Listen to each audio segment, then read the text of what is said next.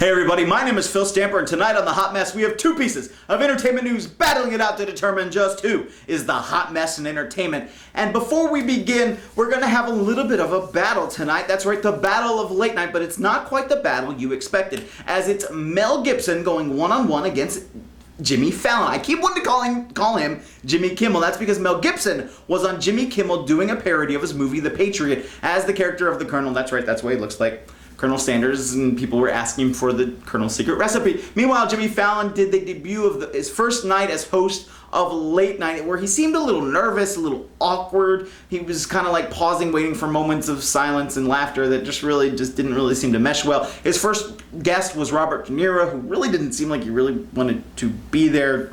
And then you had Justin Timberlake, who I actually thought that segment of the program did really well. So who would be the hot mess between these two? Jimmy Fallon and Mel Gibson. And I'm actually going to go with Mel Gibson. And my reason for that is I think it's going to take a lot more than us just laughing at you, because let's face it, we were doing that before.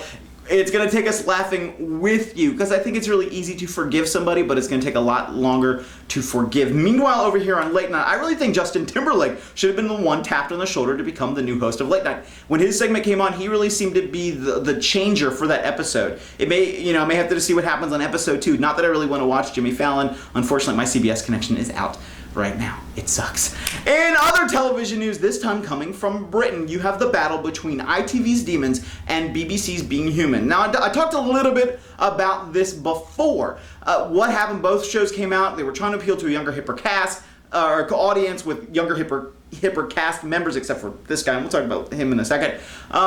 Unfortunately, Demons started to decline in the ratings after a very successful first episode. I thought the episodes kind of stayed where they were at. I thought it was a good story kind of throughout. Think of it as a male version of Buffy the Vampire Slayer. This guy, Luke Van, who played the character of Luke Van Helsing, was awesome. The woman who played Mina Harker was awesome. Philip Gleiser, who is really good on the British version of Life on Mars and its sequel, Ashes to Ashes, because in Britain it's that much better. By the way, ABC has canceled Life on Mars.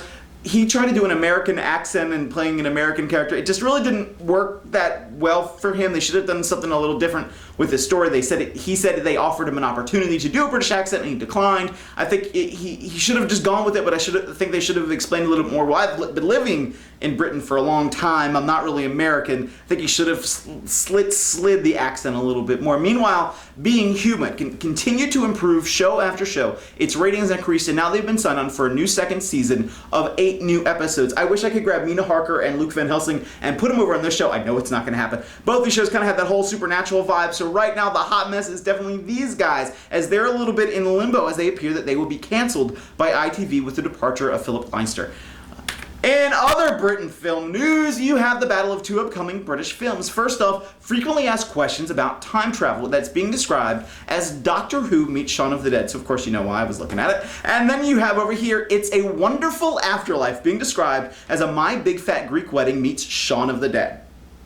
That's right.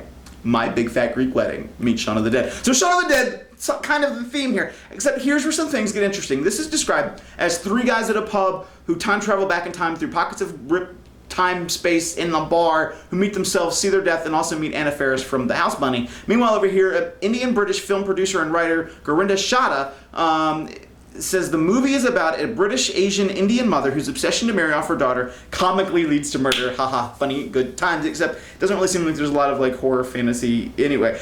But if I have to look at the hot mess, it's going to be these guys, and this is why I think you're going to have a definite audience following you. However, over here, after the success of Slumdog Millionaire, I think everybody's kind of looking for that next big British-Indian film connection that'll be on the main stage. And I think this might be the next element to that, and I think they'll be looking for her and something that she pulls out of the hat for that possible next big thing. But the other piece about frequently asked questions about time travel is that it's kind of being done in a way. When I saw some of the previews, it kind of made me feel like I was watching